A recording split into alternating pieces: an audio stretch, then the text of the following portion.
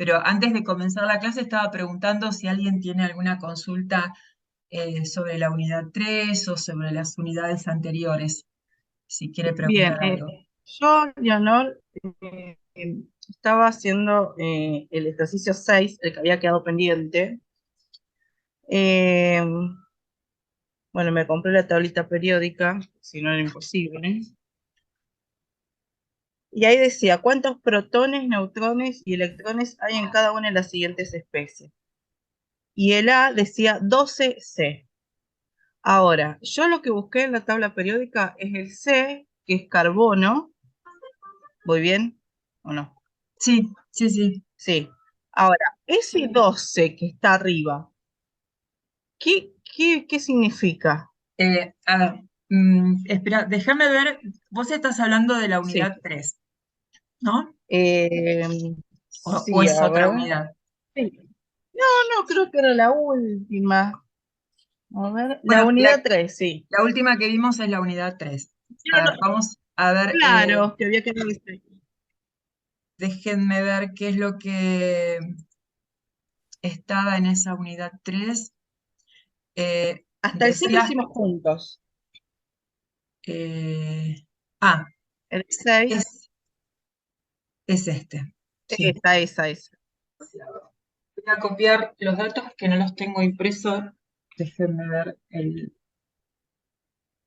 dice cuántos protones, neutrones y electrones hay en cada una de las siguientes especies. Y está el carbono 12, carbono 13, el carbono 13 con una carga negativa. Y lo que les pide entonces es protones, neutrones,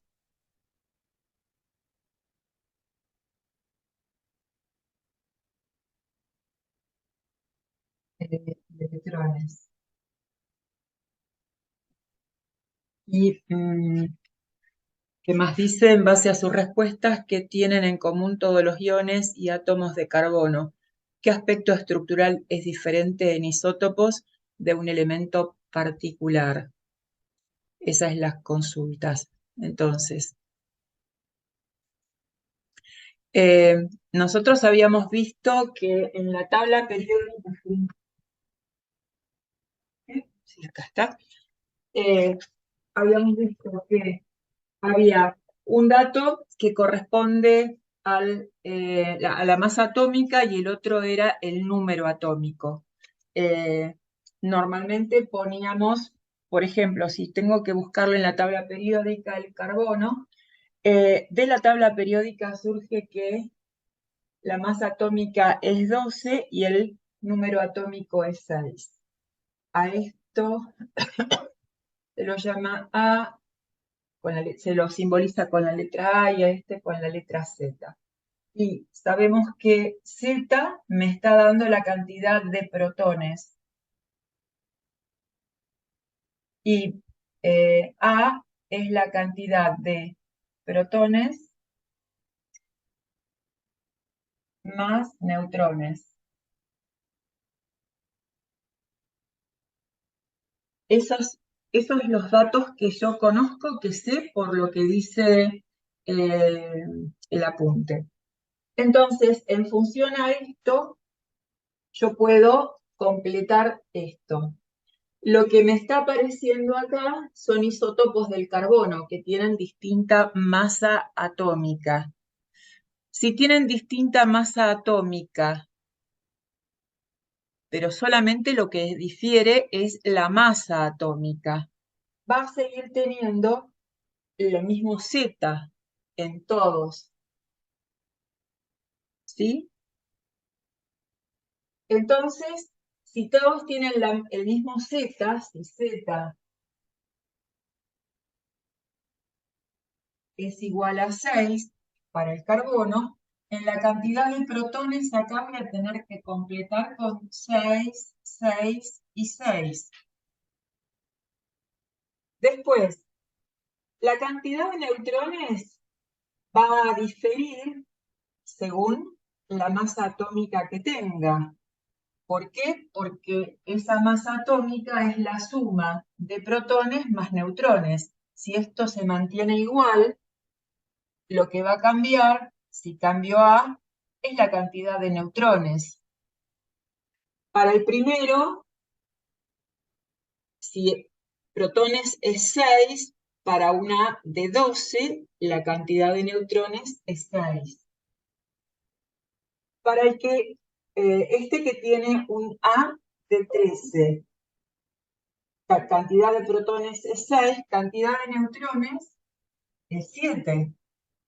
Y para este otro, que tiene una masa atómica también de 13, también va a aparecer lo mismo. Tiene 7 neutrones.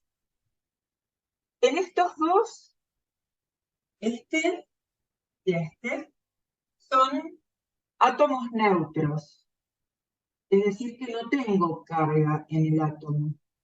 Por lo tanto, la cantidad de protones y de electrones deberían ser lo mismo. Entonces, acá completo con 6, acá completo con 6. Este otro tiene una carga. Esta carga es negativa.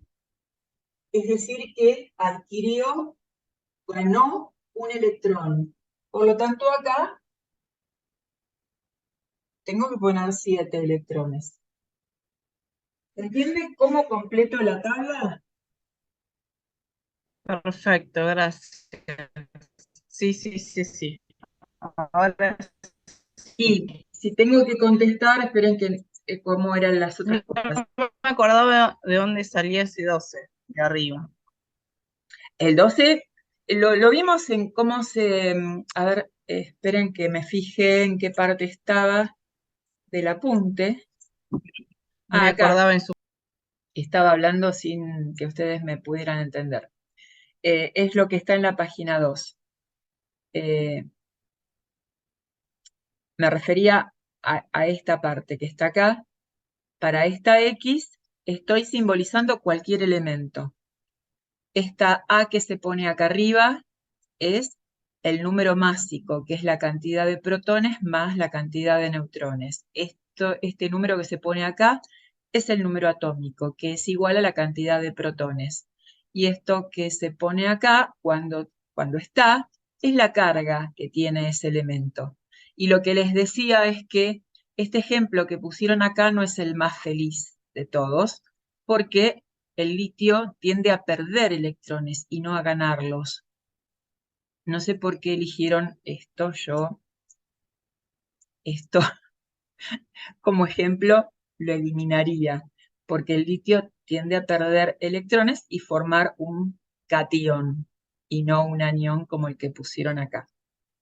Quisieron poner un ejemplo, pero a mí ese ejemplo no me gusta. ¿Eso se entiende? Sí, profe. Y ahora, en ese ejercicio, lo que les estaba preguntando además, dice, en base a sus respuestas, ¿qué tienen en común todos los iones? En realidad, todos los iones, el único ion que hay es este. Y átomos de carbono, ¿qué aspecto estructural es diferente en isótopos de un elemento en particular? Y entre estos dos isótopos del carbono, lo que vemos que tiene diferente es la cantidad de neutrones. En el núcleo hay diferente cantidad de neutrones. ¿Qué tiene de diferente este ion con respecto a los elementos neutros? Es la cantidad de electrones. Ahí es donde al perder o al ganar un electrón, es lo que le da la carga a ese átomo. ¿Sí? De la unidad de integración, que es más o menos repasar un poco todas las 3 unidades, y creo que hay problemas que se les va a tomar cosas muy parecidas a esa unidad de integración en el examen. Vamos a ver entonces lo de la unidad de integración, a ver qué es lo que tenemos.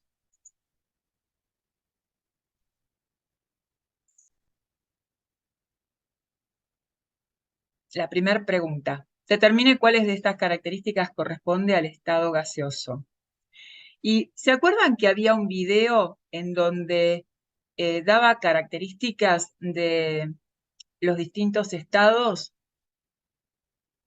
De ahí más o menos pueden sacar qué características tiene el estado gaseoso. De todos modos, criteriosamente también se puede deducir cuál es la respuesta correcta, porque la primera opción dice que tiene volumen propio y adopta la forma del recipiente que los contiene. En realidad, un gas no tiene un volumen propio. Si lo dejas expandir, se distribuye por todo el lugar eh, sin que haya un volumen determinado. La opción B dice no tiene forma y es incompresible. No, pero esto tampoco es el verdadero. Yo le voy a decir Profe, justamente perdón, para mí es porque la C, que dice que tiene fluidez y es compresible. Claro, exacto. Bueno, esto está mal. Yo en realidad ni leí las preguntas, directamente copié lo que estaba en las respuestas. Que dice, pero acá dice opción C.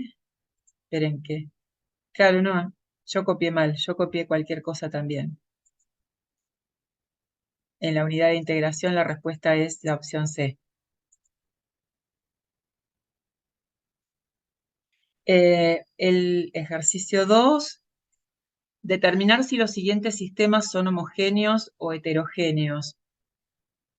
El aire es un sistema homogéneo, el carbón y el querosén son heterogéneos. Profe, perdón, pero el aire que respiramos no es heterogéneo, porque había un ejemplo en la guía donde decía que el aire tiene diferentes compuestos, depende de dónde estés, y lo presentaba como un ejemplo heterogéneo, no homogéneo. El aire tiene distintos componentes según donde estés, pero en realidad en el aire vos no ves una superficie de separación entre una parte y otra. Ojo, no confundir componentes con una superficie de separación. Un sistema heterogéneo debería tener una superficie que me separe una fase de la otra. En el aire yo no tengo una superficie de separación que me divida una fase de otra. Yo no llego a ver dos fases en el aire. Es cierto que el aire no tiene la misma composición que puede variar según donde uno esté. Puede haber más dióxido de carbono, puede haber más oxígeno. La composición no es la misma acá que en un lugar en el medio de una vegetación donde no hay polución de dióxido de carbono. eh, la composición es diferente, pero el aire es homogéneo.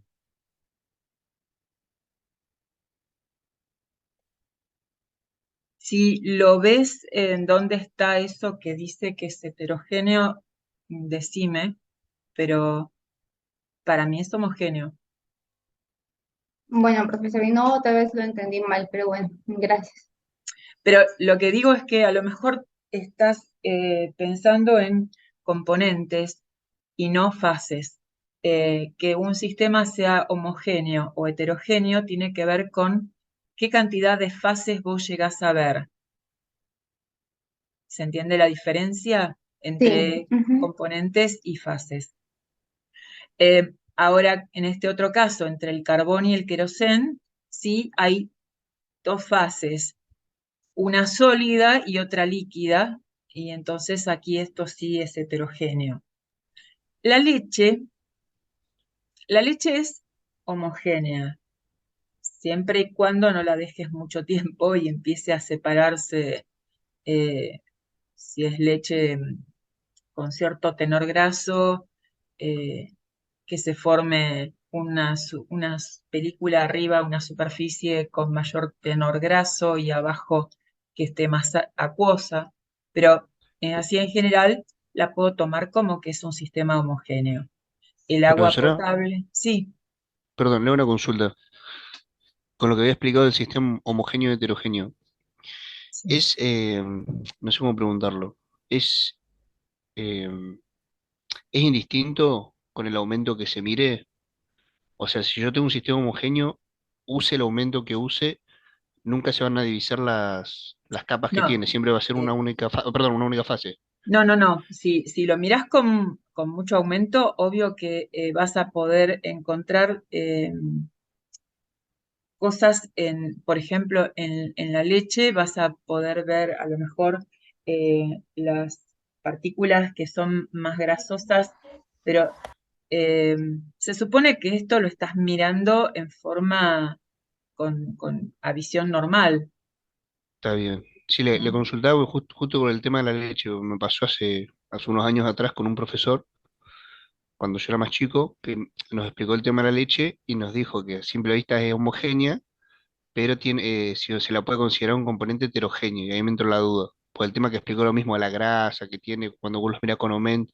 Entonces, no sé cómo se considera, si uno dice que es homogéneo a simple vista o heterogéneo con aumento, y ahí me quedó la duda esa de cómo Ajá. tomarlo.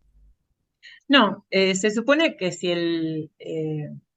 no te está explicando que lo vas a estar observando con algo con aumento, lo estás mirando a simple vista y entonces ahí es donde tenés que, si vos mirás un vaso con leche, vos no ves una diferencia, una separación de fases, a diferencia de si tenés un vaso con agua y aceite.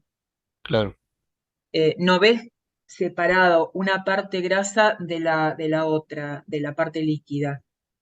Eh, Tenés que mirarlo con bastante aumento y no es con un aumento cualquiera para poder diferenciar esas partes, estas partículas grasas de la parte líquida acuosa. ¿Mm? bárbaro. Sí, no, sí, le consultaba más que nada por eso. Él me acuerdo que me había puesto el ejemplo de la leche de cabra, que él decía que tiene mucha más grasa que la leche de vaca, y bueno, de toda la explicación y Ujú. justo saltó con todo esto de los aumentos y cómo considerarlo. Pero Está bien. me quedo con eso que me dijo usted. Claro, Si no sí, lo si explica, no, si no tomamos en cuenta con qué aumento, lo tomamos en consideración a simple vista. sí. Bárbaro. Eh, Gracias. no, por nada. Bien, después el agua potable, homogéneo, agua destilada también es un sistema homogéneo. Después el otro. ¿Cuáles de las siguientes afirmaciones son correctas y cuáles no? Y empieza. Un sistema con un solo componente debe ser homogéneo y es falso. ¿Por qué es falso? Podemos tener un mismo componente en distintos estados, por ejemplo, ¿no? Exacto. Ese es el por qué. eh, un solo componente no necesariamente tiene que ser homogéneo. Puede serlo, pero no necesariamente debe ser homogéneo. Después, dos sistemas con dos componentes líquidos deben ser homogéneos.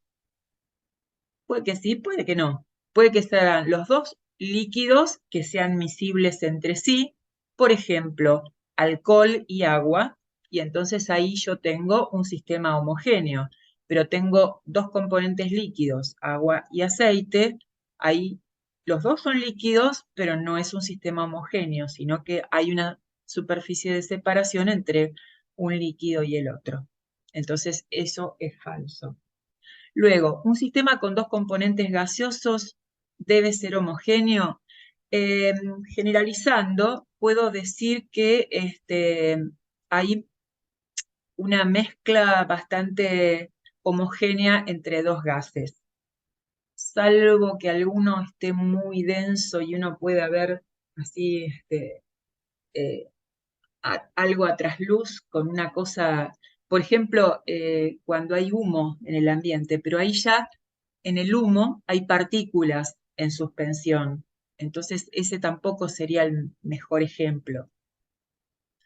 En general se toma como que dos componentes gaseosos se pueden mezclar fácilmente y no llegó a haber una separación entre un componente y el otro. Un sistema con varios componentes distintos debe ser heterogéneo, no necesariamente. Esos componentes distintos pueden mezclarse bastante bien sin que haya una separación. Uno de los componentes, a ver, un sistema con varios componentes puede ser justamente el aire. El aire tiene varios componentes, es un sistema gaseoso y no es heterogéneo. Y una mezcla de agua y alcohol también tiene varios componentes. Si al agua con el alcohol además disuelvo un poco de azúcar en el agua, tengo 3 componentes y sin embargo no es heterogéneo. Por lo tanto, esa afirmación es falsa.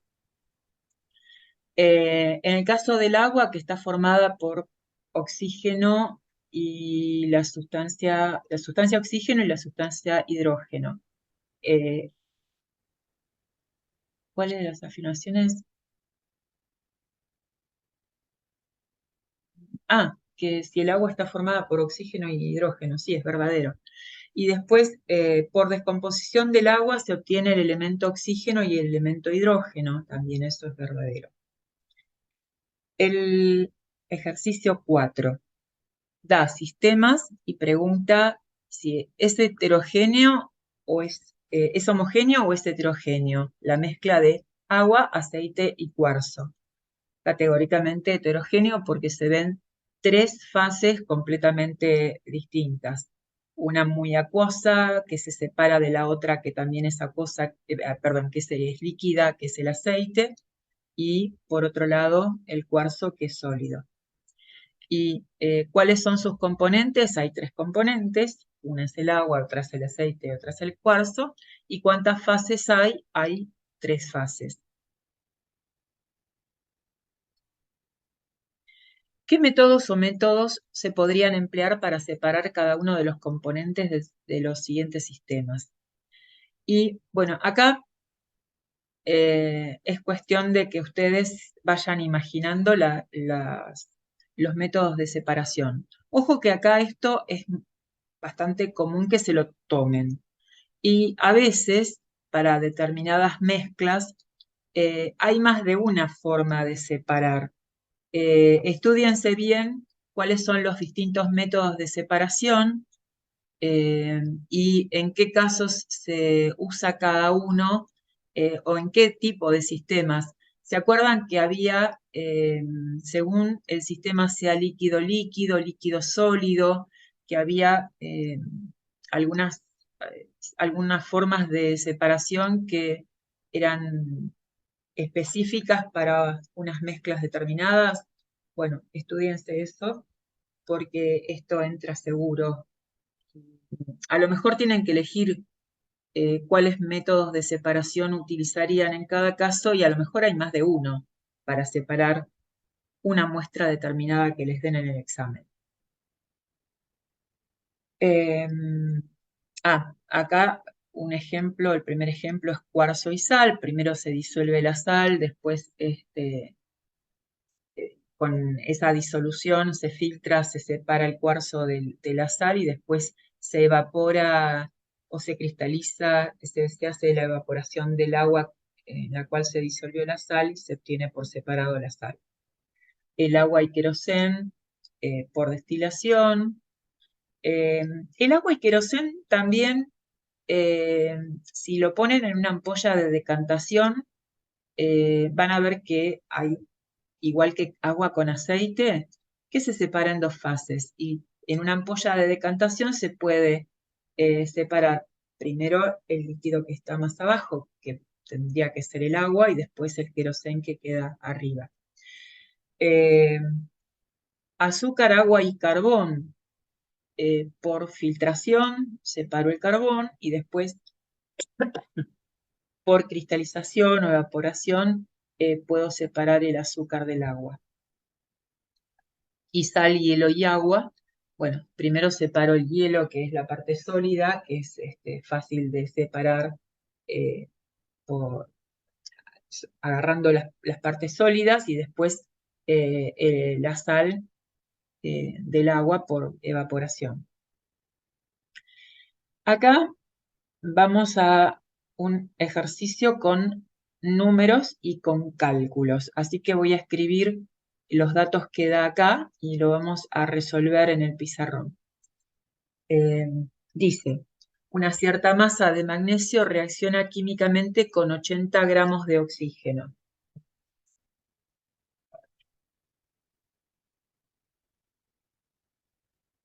Reacciona con 80 gramos de oxígeno produciendo 200 gramos de dióxido de magnesio.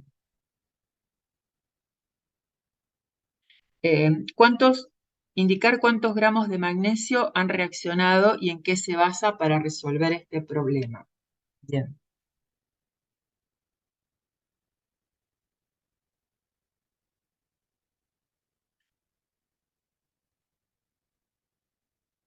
¿Se acuerdan de la ley de conservación de las masas, que dice que en un sistema cerrado no se puede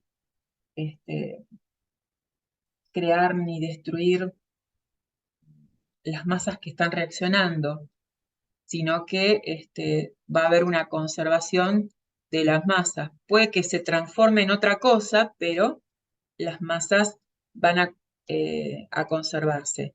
Por lo tanto, si yo acá tengo que hay una X cantidad de magnesio que va a reaccionar con 80 gramos de oxígeno y me dice que voy a obtener 200 gramos de óxido de magnesio, es una cuenta de restar. A 200 le resto 80. Eso me da 120. Por lo tanto, esta X que está acá, que no conozco, es 120 gramos, que va a reaccionar con 80 para dar 200. Y esta es la ley de conservación de la masa. ¿Mm? Profe, perdón, yo a este ejercicio lo saqué de otra manera.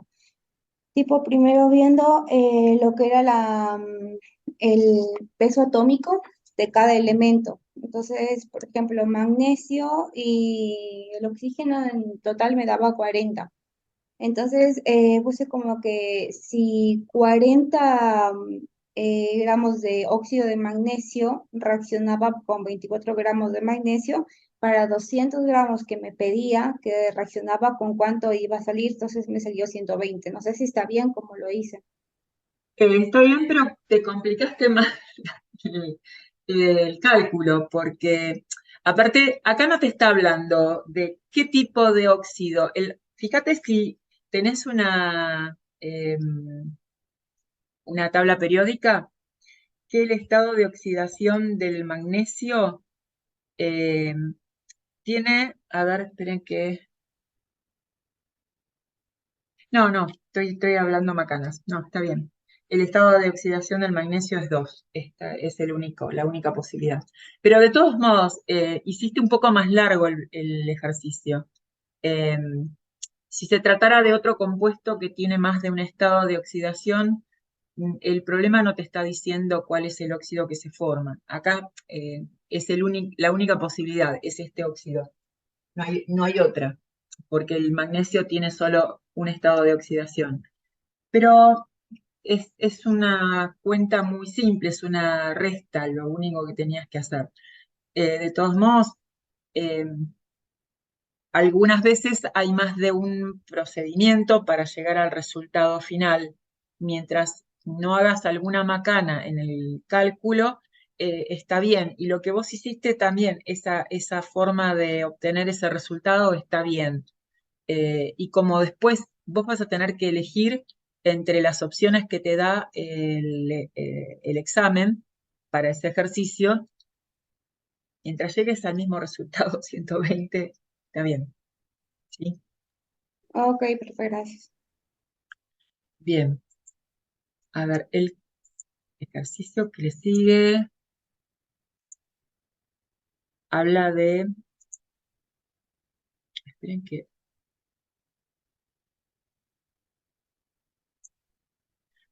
dice, el 70% de un óxido de hierro es hierro. ¿Cuánto hierro podrá extraerse de 350 gramos de óxido? ¿Y qué masa de oxígeno puede obtenerse a partir de dicha cantidad de óxido? Voy a anotar.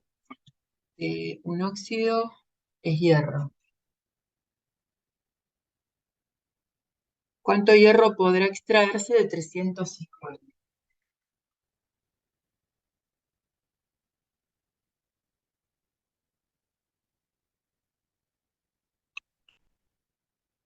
Bien.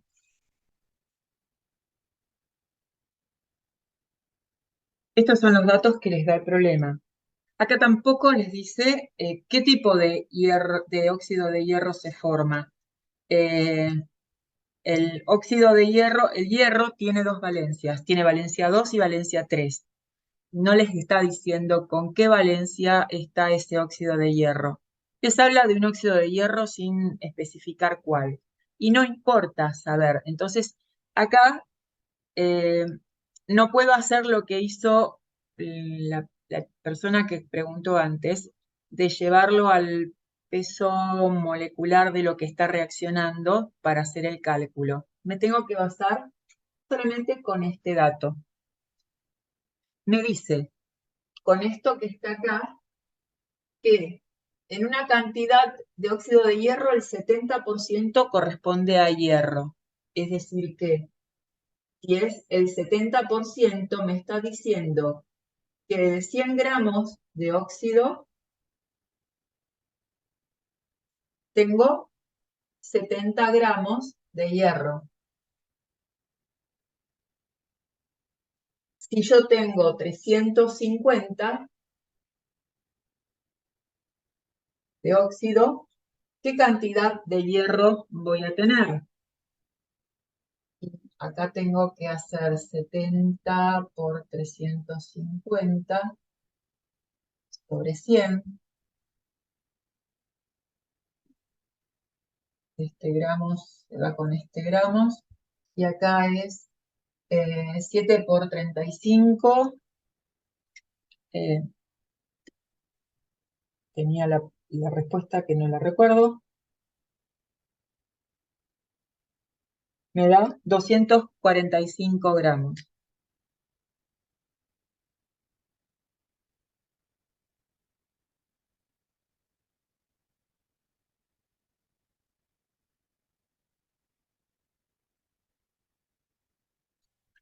Esa es la respuesta.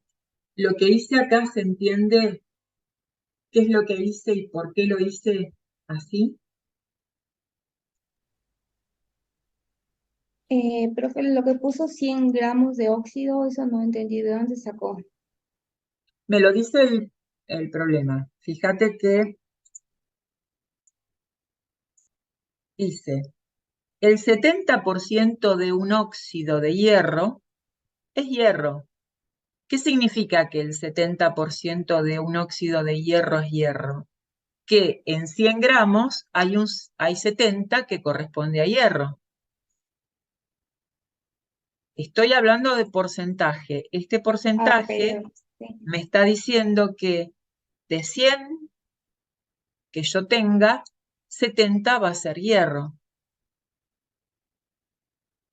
¿Se entiende de dónde sale este primer planteo? Sí, sí, ahí está, gracias. Bien. Bueno, Yo lo hice igual, profesora, pero con porcentajes. Pero me dio lo eh, mismo. Yo tomé, si el 100% es 350, el 70% es X. eh, claro, está bien, está bien. Sí, sí, sí, está bien la forma de razonamiento que vos hiciste. Y después dice, ¿qué masa de oxígeno puede obtenerse a partir de dicha cantidad de óxido?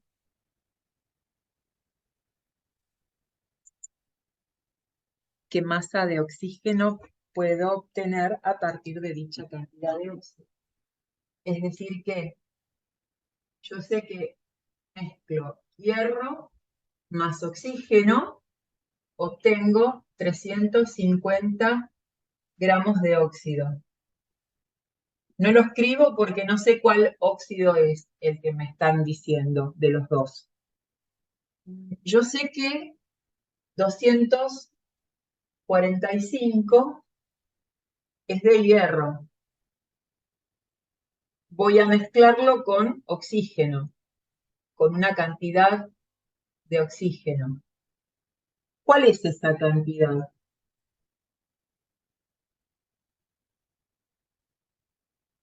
Lo ¿Cómo? restamos. ¿Cómo? 350 menos, lo restamos 350 menos 245. Claro, por la ley de conservación de las masas, yo puedo obtener esta cantidad, esta masa de oxígeno, haciendo 350 menos 245. Y esto entonces me da Queda 105, ¿no?